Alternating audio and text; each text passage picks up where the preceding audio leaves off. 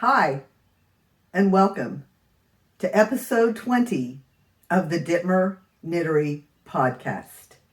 Yes, episode 20. My name is Bev. I'm very glad to have you here today.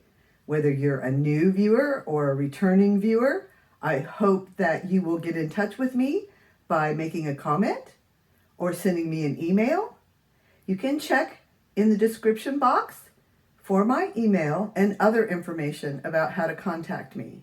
Also, if I mention any links during this podcast, if I do happen to mention any links, you will also find that information in the description box. Today, I have some updates and plans I'd like to talk about with you, and I have one work in progress. Yes, one whip. So large, it gets its own episode. Episode 1 of Dittmer Knittery was on October 8th, 2020. Since then, I have done a video almost every other week. I took a break over the holidays. I returned in January, and I think that I have put out a video every other Thursday, other than that break at the holidays, since October 8th. Except for the last 3 weeks. This is the third week in a row that I have done a podcast.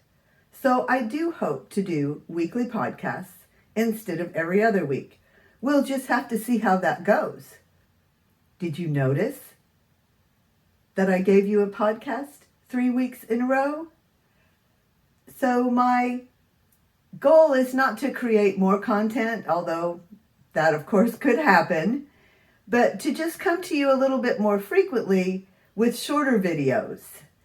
There are several reasons for this. I'm getting more comfortable with making videos. So I feel a little bit more comfortable sitting down here, chatting with you for a few minutes. I am doing a little bit of editing, which I think helps and gives me a comfort level. I am able to work and video right here in the knittery. I like that so very much. And I want to stay current. I want you to hear from me, and I want to hear from you. And there's so much content out there right now. So much content. I still think people are interested in my content. And I say that because I get about 30 to 50 views on each of my videos. I think that's a lot. I'm quite pleased with that.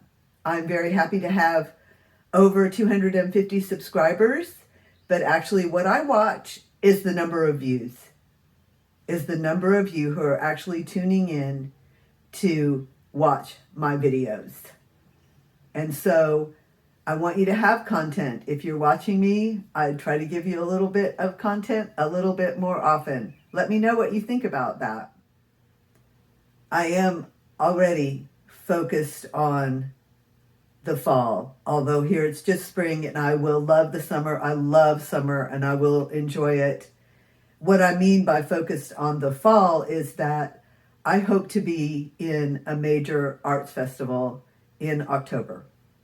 So that's what I'm doing right now, is making with that in mind. And I'm also making with the hope that I can submit my work to other festivals and shows and galleries, perhaps. It's a plan. So now let me move on to that one work in progress that I said I would talk about on this episode. My plan for the fall, for this summer's making, was to make some small and medium and large bags. Get those completed. Get somewhere I can see, I can say, okay, I've got some bags, I've got some things to sell, and then maybe move on to some larger projects. That was the plan. But no. You've seen the maker's bag. You've seen the mosaic crochet with the blue trees, the most recent one that I started, the large one. It's very large. I'm almost finished crocheting it, and of course I will be showing it to you when probably when I finish crocheting it and before I hot water felt it. I'll show you that big project again. These are not small projects, and neither is this next one I'm going to show you. I have some clips of the very beginning of this project, the planning part, where I am selecting the yarns. Another project in the planning stages. This is my worsted weight wool scrap yarn, along with a skein of fisherman wool. I have 5 or 6 skeins of the fisherman wool. I think I started out with 10 skeins. I've used some of it up. It felts very well. So this will be a scrap project. I hope a flat bottom square basket. I intend to do it in Tunisian crochet. I'm going to look at the different stitches and decide which stitch to use. This project is in the planning stages. I don't know if I will get started on it anytime soon, but I gathered up these yarns. This is a really good way to get rid of scrap yarns that some of them I have quite a bit of, not a full skein, but half a skein, third of a skein. I don't want to throw it away, but it's not enough to make use of in making it a main color in a project, making it a significant color in a project. But if I put all these scraps together and hold 2 colors together, the neutral fisherman wool with the scrap yarn, I can make a fun project. I have done this before at least 2 times, where I gathered up all my scrap yarn and yarns I wanted to use. Not all of it was scrap yarn when I did it previously. Some of it was just yarn I wanted to use. So if you plan a big project and gather up all your yarn you'd like to get rid of and use it, well then, you've gotten rid of your yarn.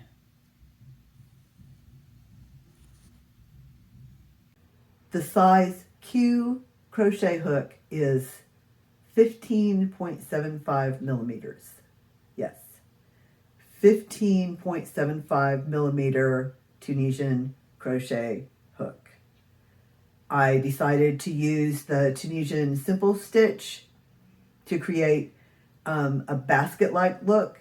When I made the simple stitch, it with these large needles and the 2 yarns held together, it created kind of a basket weave look. I was happy with that, so I decided to use that stitch. Whoa.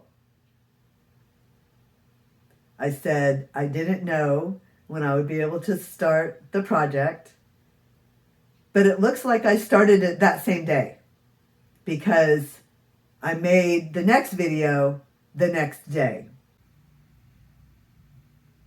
This is the beginning of my scrap yarn project. This will be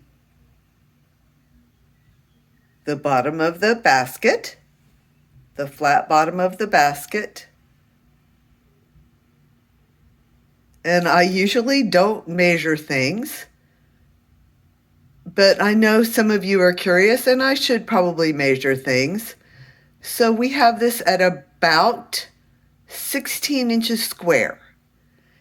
And this is 24 stitches by 24 rows. So it is 96 stitches around. This is all Tunisian crochet simple stitch with a size Q hook. It looks fantastic, and it is very squishy.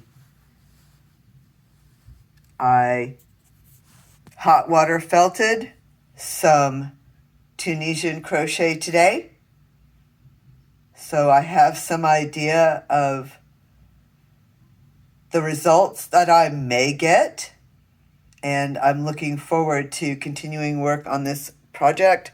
I thought you might like to see it at this stage. It looks awfully nice, this beautiful flat square, and then I will begin working on the sides of the basket.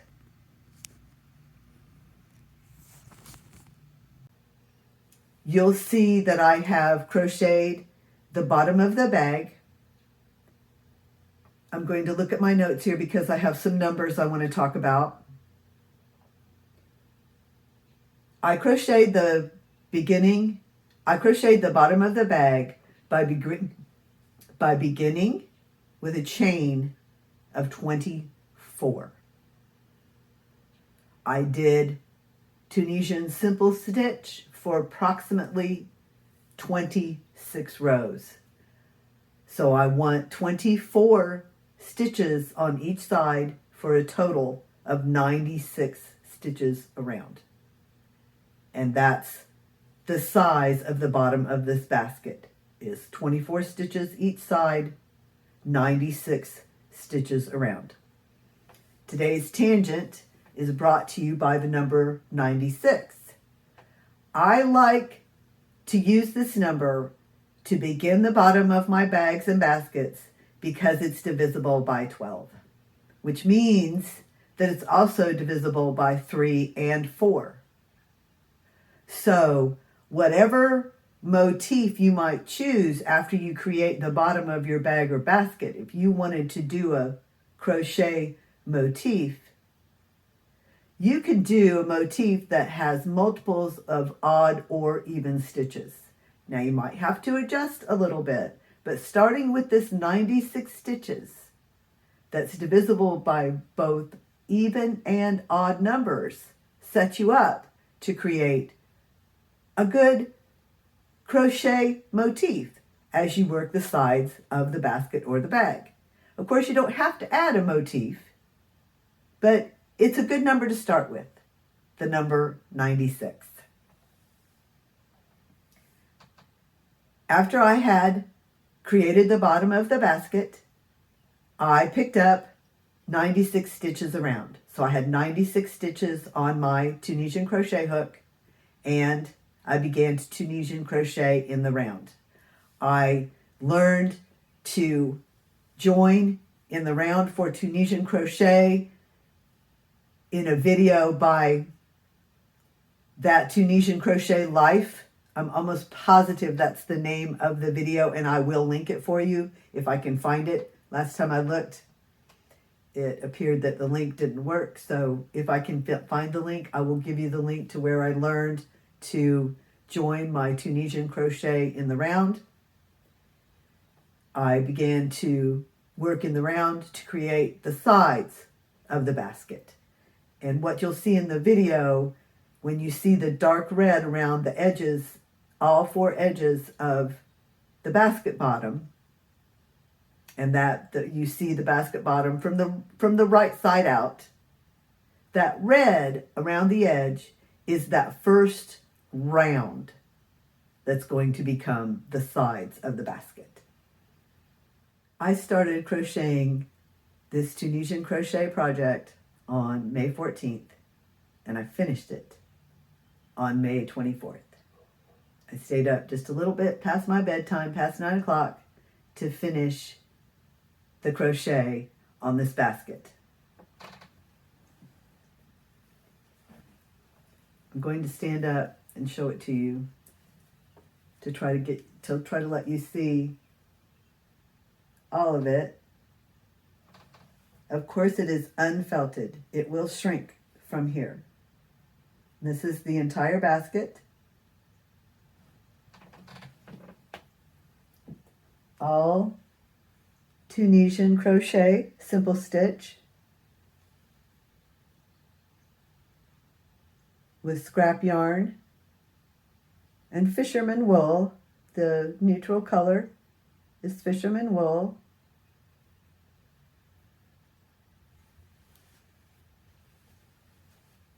This is the square part, the square bottom of the bag. And there's the red where I worked around the first row in the round, picked up stitches to work in the round, and then create the sides of the basket. And I stayed up past my bedtime to create then the handles for the basket. I anticipate the basket will be stiff and stand up. We will see.